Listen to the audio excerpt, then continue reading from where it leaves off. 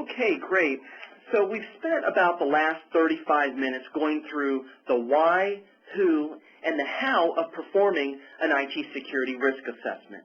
So to help put some of the elements of the how into perspective, we thought we'd walk through the handling of a few sample risks.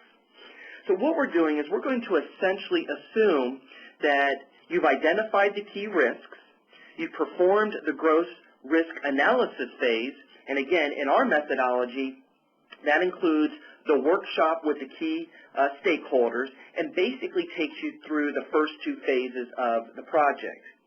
So now we're ready to assess the quality of the mitigating controls. So to set the stage for this exercise, in this slide, you can see that we have a sample gross risk map.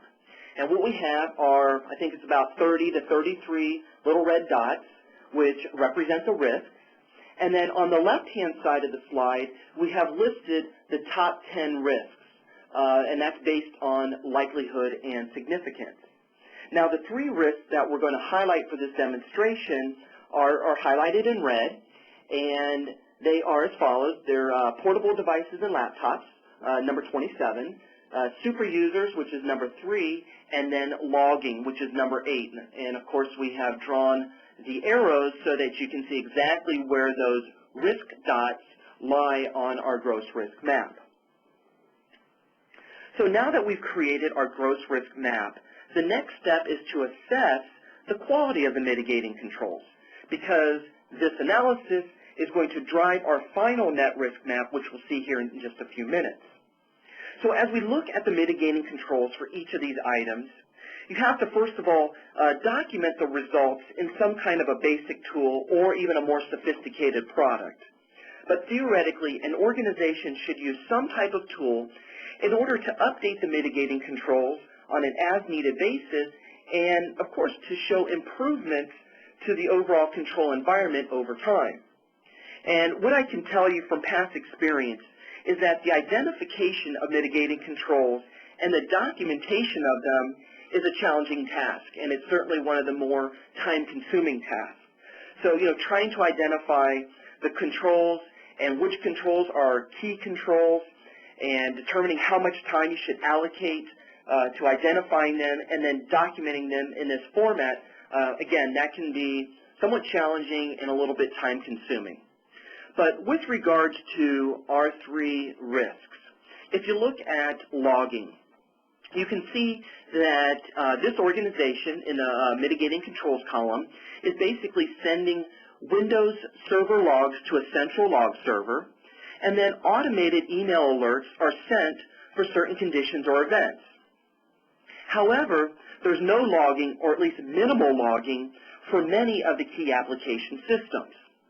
So using our scale, again, it's a 6-point scale, we've assigned the quality of this control at a 2.0. So that's really more of the middle of the road in our scale, and technically it would be classified as repeatable, but may not be consistently applied. Our next risk item is portable devices and laptops. Now, in this case, we have a couple policies in place. The organization restricts the use of portable devices. However, any authorized ones must be encrypted. And then laptops are also encrypted, and access to laptops is controlled through a dual-factor authentication device. So these controls are much stronger than those related to logging. So we assign the quality of this control at a 3.5. So that's really between our defined and managed category in our scale. Now finally, we have our super users. Now we didn't provide the details for this risk. However, what I can tell you is that there are very limited controls in place to restrict the number of super users within this organization. There are a lot of super users on the systems and nothing formally documented in terms of policies and procedures. The controls are fairly weak, and the quality of this control is only a 1.0, which is initial and ad hoc. So, let's see what happens when we apply our mitigating control rankings to the risks. So before we look at our new net risk map, I just want to go back very quickly to the gross risk map. Now, as you can see, there we go, look at the dots for our gross risk map, you can see that they're tightly bunched in that 5 to 6 range for both the significance and likelihood. So now as we look at our net risk map, you can see that the risk dots have separated and the likelihood has decreased. And of course, we would expect this change and this separation of risk once we've taken into account the controls in place to mitigate each of the risks.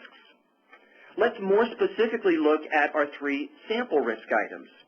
We'll start first of all with number 3, our super users. Again, the controls were pretty weak with that risk, and therefore the risk did not move very much. Moving over to risk number 8 for logging. Now we had pretty good controls in place, which actually caused the risk level for this item to go down a fair amount. However, if you look at our top 10 risk list on the left-hand side of the slide, you can see that risks 3 and 8 are still in our top 10 risk list. But now let's take a look at our portable devices and our laptop risk.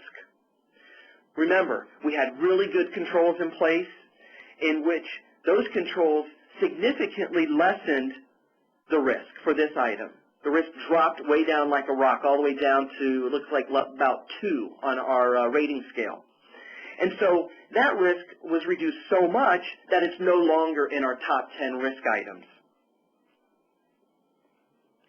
As Johan said earlier, the risk management plan is a critical component of the process.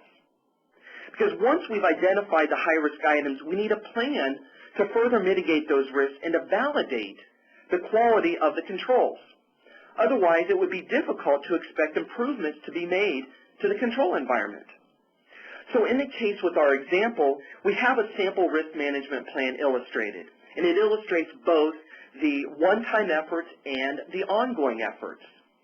So if you look at our 2 risks that still remain somewhat high, the logging and the super user risk, you can see that we've incorporated them into the risk management plan. So if you look at the top, our one-time efforts, we actually have 2 recommendations for logging. So the first one here is item number 2, which basically states that we recommend the development of policies and procedures and a logging strategy for application systems.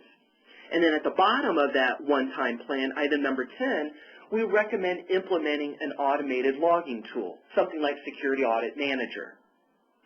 And then as we look at our super user risk, we've identified one recommendation for that one where we recommend establishing security standards and procedures for super users. And now as we go down to our ongoing efforts, we have one key recommendation, and it's related to super users. And what we're recommending is to perform periodic reviews of super users. Now, it's a straightforward task that really shouldn't take the organization very long to perform, but it's an important activity because the organization should want to ensure that the new security standards for super users have been properly implemented and those users are limited.